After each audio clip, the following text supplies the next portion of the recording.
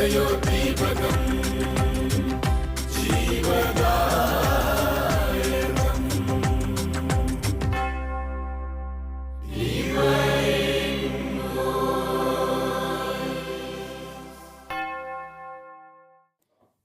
മിശിഹായിക്ക് സ്തുതിയായിരിക്കട്ടെ.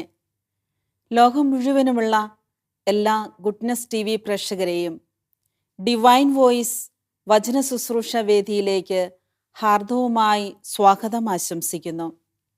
ഈശോയിൽ ഏറ്റവും സ്നേഹം നിറഞ്ഞ പ്രിയപ്പെട്ട സഹോദരീ സഹോദരങ്ങളെ, ഏശയ്യാ പ്രവാചകന്റെ പുസ്തകം 53-ാം അധ്യായം 9-10 തിരുവചനത്തിൽ ഇപ്രകാരം നമുക്ക് കാണാൻ സാധിക്കുന്നുണ്ട്.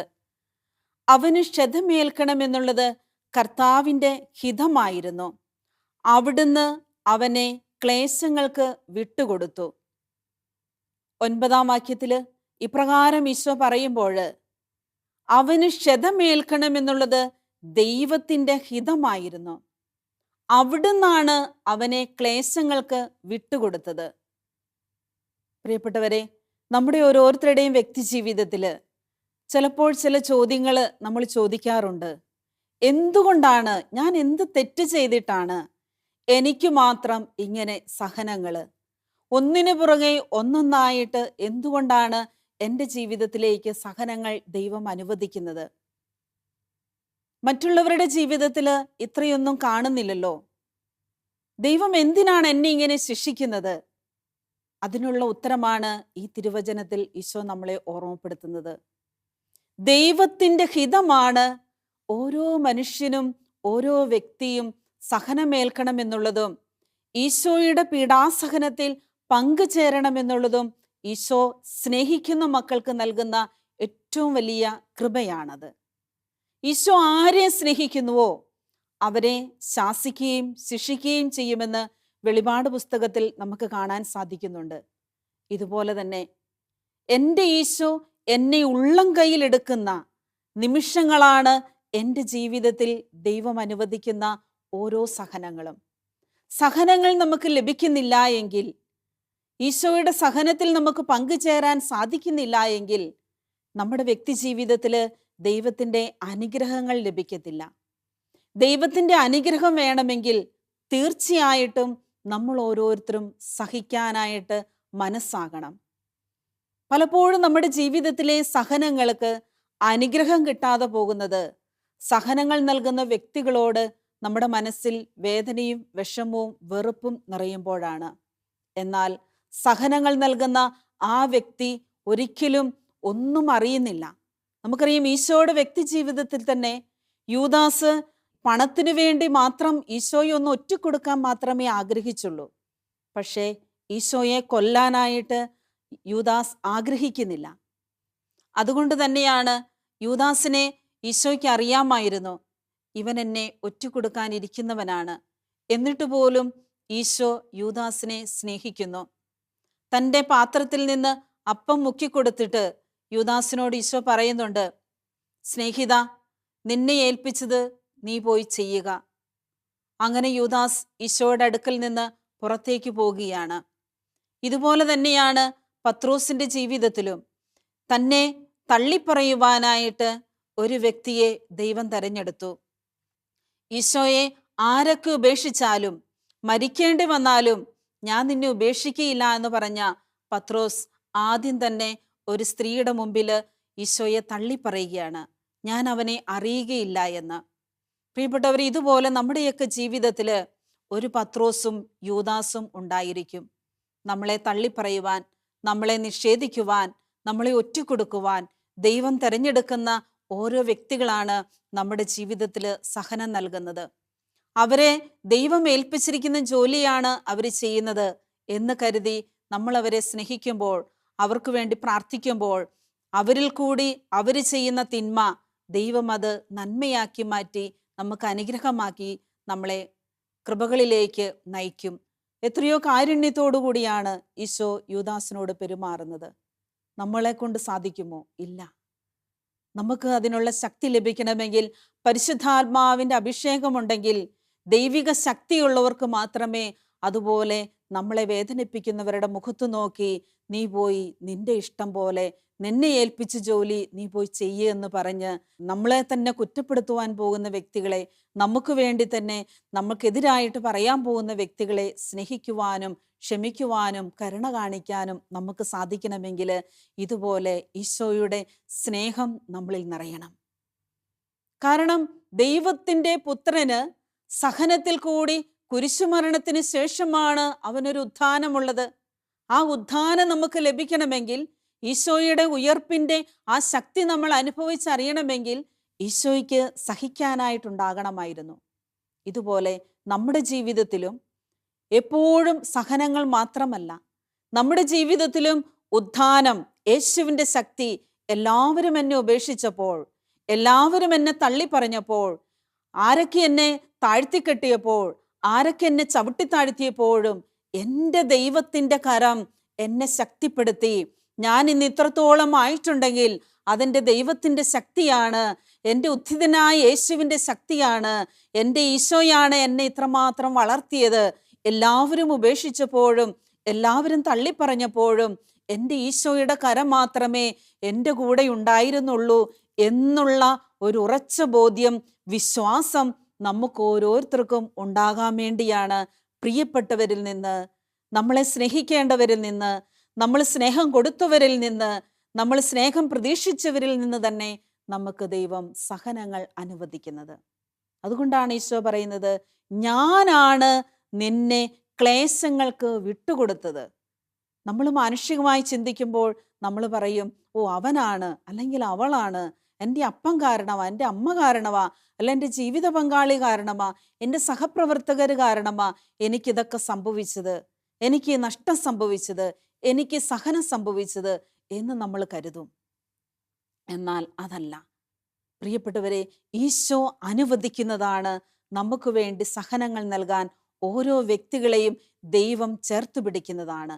ഇനി ഈ സഹനത്തിൽ നിന്ന് നമ്മൾ രക്ഷ നേടണമെങ്കിൽ നമ്മുടെ ജീവിതത്തിലെ ഓരോ മുറിവുകളെയും നമ്മൾ തിരുമുറിവുകളാക്കി മാറ്റണം.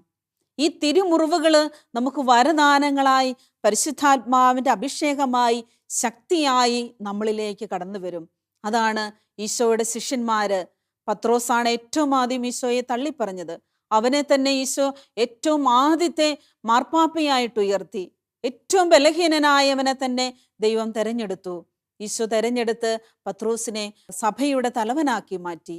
ഇതുപോലെ നമ്മുടെ ജീവിതത്തിലും എന്തൊക്കെ സഹനങ്ങൾ വന്നാലും, എന്തൊക്കെ പ്രശ്നങ്ങൾ വന്നാലും, ആരൊക്കെ നമ്മളെ തള്ളിപ്പറഞ്ഞാലും, നമ്മുടെ പാവങ്ങള്, നമ്മുടെ ബലഹീനതകള്, അതൊക്കെയാണ് ഈശോ നമ്മളെ ശക്തിപ്പെടുത്തുന്നത്.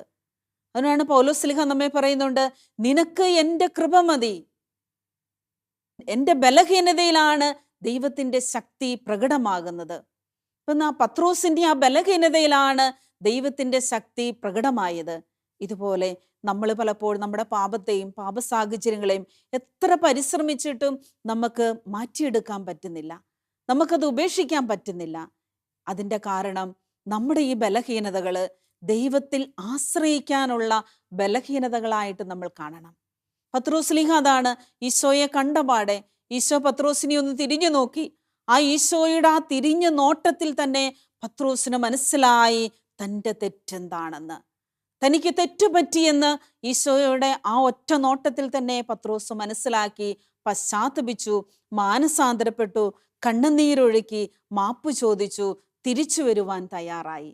ഇതുപോലെ നമ്മുടെ ജീവിതത്തിലും ഈ സഹനങ്ങളൊക്കെ വരുമ്പോൾ നമുക്കും തെറ്റുപറ്റും. അപ്പൊ സഹനങ്ങൾ വരുമ്പോൾ നമുക്ക് തെറ്റുകളും കുറ്റങ്ങളും കുറവുകളും വരും. നമുക്ക് വെറുപ്പും വിദ്വേഷവും ഒക്കെ തോന്നും. ആദ്യമൊക്കെ നമുക്കവരെ സ്വീകരിക്കാൻ പറ്റത്തില്ല.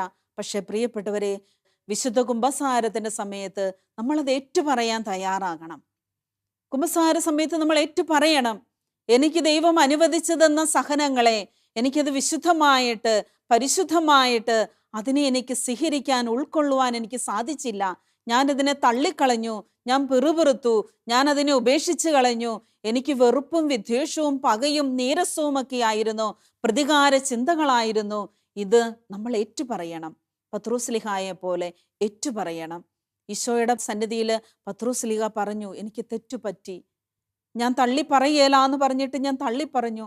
എന്തുകൊണ്ടാണ് ഇത്രയും ഞാൻ സ്നേഹിച്ച എൻ്റെ ഗുരുവിനെ ഞാൻ നിഷേധിച്ചല്ലോ എന്നോർത്ത് പൊട്ടിക്കരഞ്ഞു, കണ്ണുനീരൊഴുക്കി.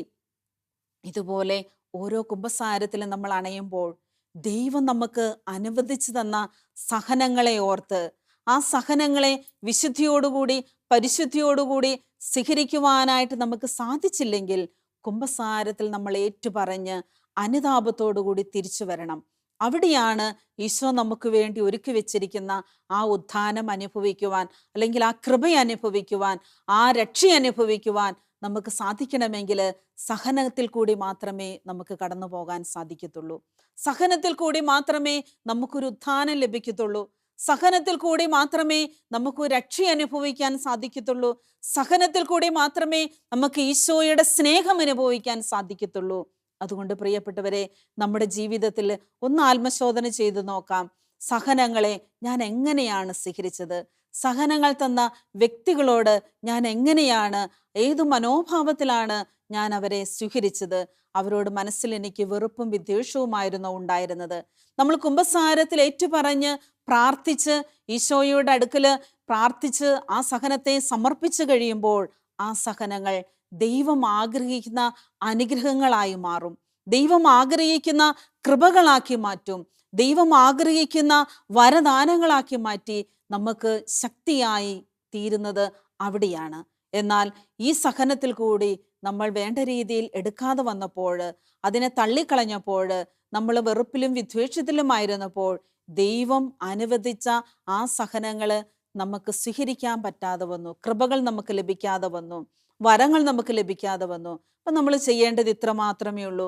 ജീവിതത്തിൽ ആരെങ്കിലും സഹനങ്ങളും വേദനകളും നൽകിയിട്ടുണ്ടെങ്കിൽ നമ്മൾ ആ സഹനങ്ങളെ, വേദനകളെ ഒരു നിമിഷം കർത്താവിൻ്റെ സന്നിധിയിൽ സമർപ്പിച്ച് പ്രാർത്ഥിച്ച് കുമ്പസാരിച്ച് അതിൽ നിന്ന് നമ്മൾ കൃപകളാക്കി അതിനെ സ്വീകരിച്ചു കഴിയുമ്പോൾ ആ സഹനങ്ങൾ തന്ന വ്യക്തികളിൽ നിന്നും, ആ സംഭവങ്ങളിൽ നിന്നും, സാഹചര്യങ്ങളിൽ നിന്നും ഇരട്ടി ശക്തിയോടുകൂടി നമുക്ക് കർത്താവിന് ശുശ്രൂഷ ചെയ്യുവാനായിട്ട് നമുക്ക് കൃപ ലഭിക്കും, വരങ്ങൾ ലഭിക്കും, ശക്തി ലഭിക്കും. പ്രിയപ്പെട്ടവരെ, അതുപോലെ തന്നെ തിരുവചനത്തിൽ നമുക്ക് കാണാൻ സാധിക്കുന്നുണ്ട്.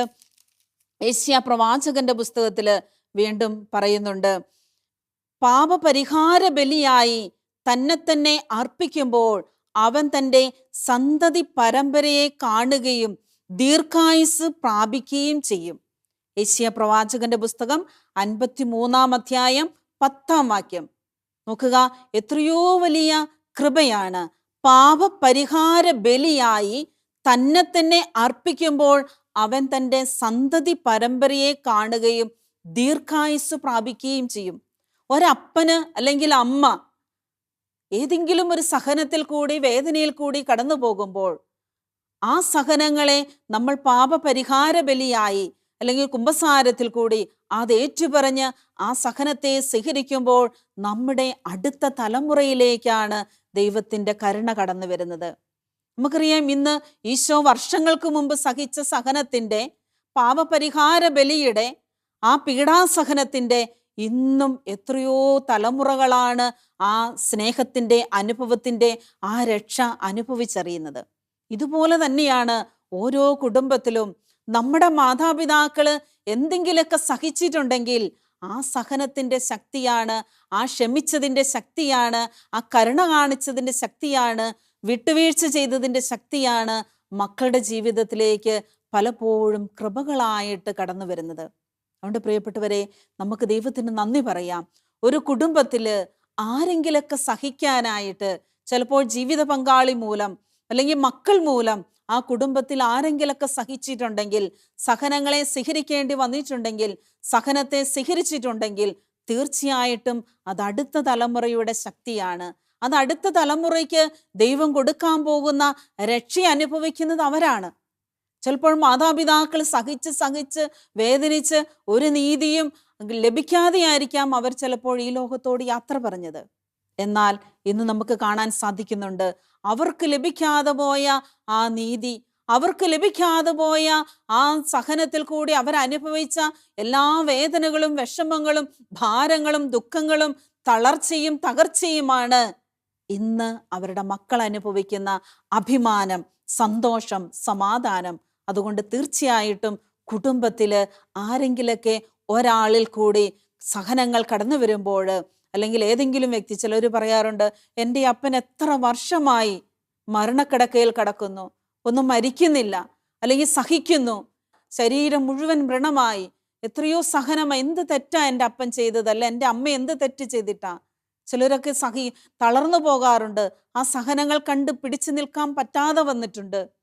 എന്നാൽ പ്രിയപ്പെട്ടവരെ, നമ്മൾ ഓർക്കുക, അവരുടെ ആ സഹനം അവർ ഈ ലോകത്ത് സഹിക്കുമ്പോൾ, അവർ സ്വർഗരാജ്യത്തിലേക്ക് പ്രവേശിച്ചു കഴിയുമ്പോൾ അതിൻ്റെ അനുഗ്രഹം മുഴുവനും കിട്ടുന്നത് മക്കൾക്കാണ്, ആ കുടുംബത്തിനാണ് അനുഗ്രഹം ലഭിക്കുന്നത്.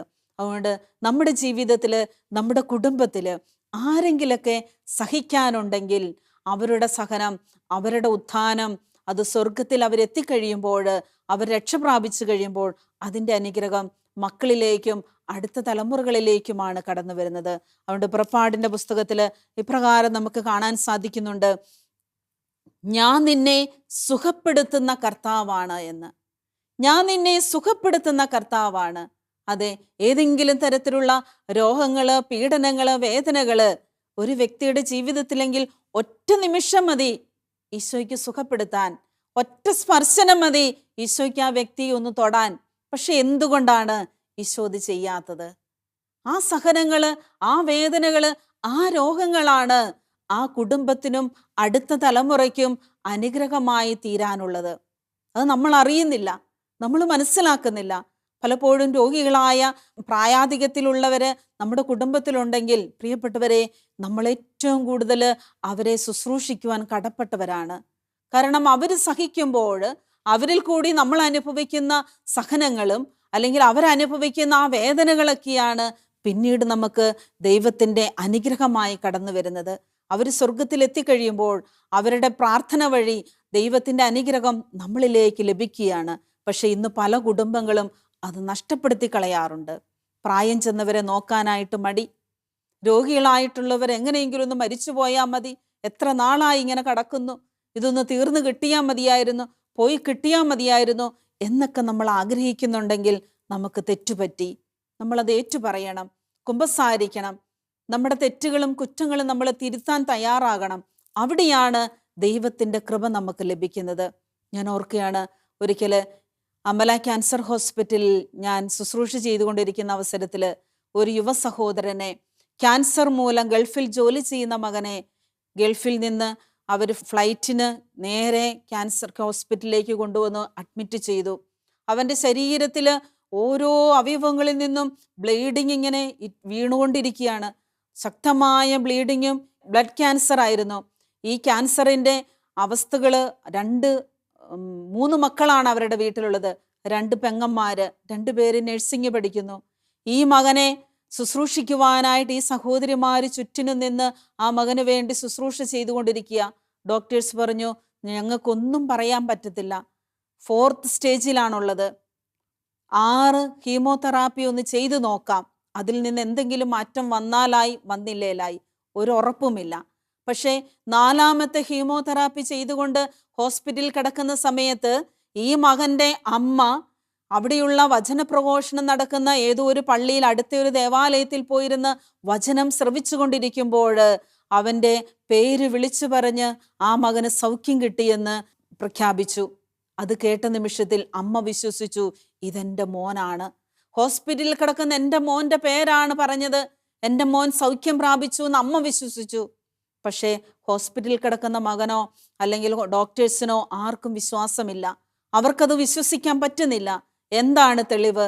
സൗഖ്യം കിട്ടിയോ എന്ന് യാതൊരു തരത്തിലും വിശ്വസിക്കാനായിട്ട് സാധിക്കാത്ത വിധത്തിൽ അവർ ഡോക്ടേഴ്സിനോട് പറഞ്ഞു, ഡോക്ടേഴ്സ് ഒന്ന് പരിശോധിച്ചു നോക്കുക, ഒരു ടെസ്റ്റ് നടത്തി നോക്കിയാൽ അറിയാൻ പറ്റും പൂർണ്ണമായിട്ടും സൗഖ്യം കിട്ടിയോ കുറഞ്ഞോ എന്നുള്ളത്.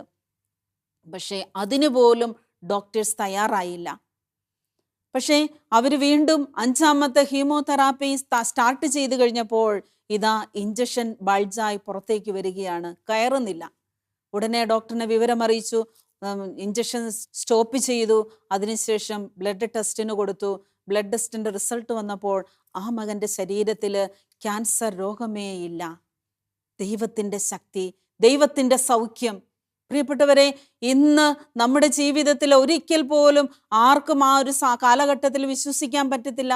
ഒരിക്കലും ബ്ലഡ് ക്യാൻസർ വന്ന ഒരു യുവാവ് അല്ലെങ്കിൽ ഒരു യുവതി, ഒരു വ്യക്തി പോലും സൗഖ്യം പ്രാപിച്ചതായിട്ട് നമുക്കറിയത്തില്ലായിരുന്നു.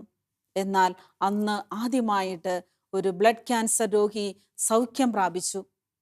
ആ മകന്റെ ജീവിതത്തിലെ ആ രോഗ കടക്കയിൽ അവൻ കിടന്ന് സഹിക്കുമ്പോൾ അവന്റെ അമ്മ വചനം ശ്രവിച്ചപ്പോൾ, വചനം ശ്രവിച്ച നിമിഷത്തില് ആ അമ്മ മകന് വേണ്ടി പ്രാർത്ഥിച്ചപ്പോൾ ദൈവം സൗഖ്യം കൊടുത്തുവെങ്കിൽ, പ്രിയപ്പെട്ടവരെ, ദൈവത്തിന്റെ വചനം സൗഖ്യദായകമാണ്. ഈ തിരുവചനം മാത്രം നമ്മളൊന്ന് വായിച്ച് പ്രാർത്ഥിച്ച് ആ വചനത്തിൽ നമ്മളൊന്ന് വിശ്വസിച്ചേ, തീർച്ചയായിട്ടും നമ്മുടെ ജീവിതത്തിൽ നമുക്ക് സൗഖ്യം അനുഭവിക്കാൻ സാധിക്കും.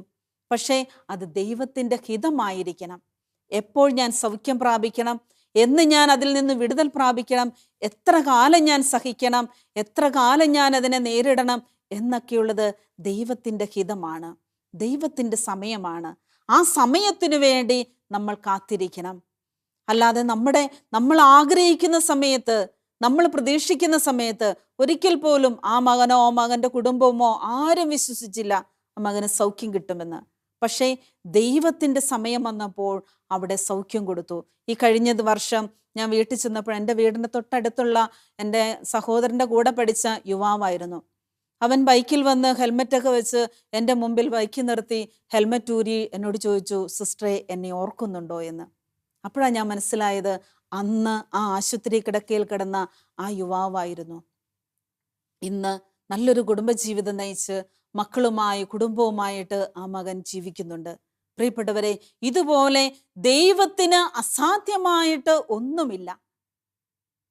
ഏത് നിമിഷവും നമ്മുടെ സഹനങ്ങളെ ദൈവകരങ്ങളിൽ കൊടുത്ത് നമ്മൾ സമർപ്പിച്ച് കഴിയുമ്പോൾ, അതിൽ നിന്ന് നമ്മൾ വിശ്വസിച്ച് കഴിയുമ്പോൾ, നമ്മുടെ ജീവിതത്തിൽ ആ രക്ഷ ശരിക്കും എൻ്റെ കണ്ണുകൾക്ക് പോലും, അവിടെയുള്ള ഹൈന്ദവ ഡോക്ടേഴ്സിന് പോലും, മറ്റുള്ളവർക്ക് പോലും ദൈവത്തിൻ്റെ ശക്തി എന്താണെന്നും ദൈവത്തിൻ്റെ സൗഖ്യം എന്താണെന്നും, ഇതുപോലുള്ള എല്ലാവരും ഉപേക്ഷിക്കപ്പെട്ട, അല്ലെങ്കിൽ ആർക്കും സാധിക്കത്തില്ല, വൈദ്യശാസ്ത്രത്തിന് പോലും സാധിക്കത്തില്ല എന്ന് വിധി എഴുതിയ ആ സൗഖ്യം നമ്മൾ കണ്ടപ്പോൾ നമ്മുടെ വിശ്വാസം വർദ്ധിച്ചു.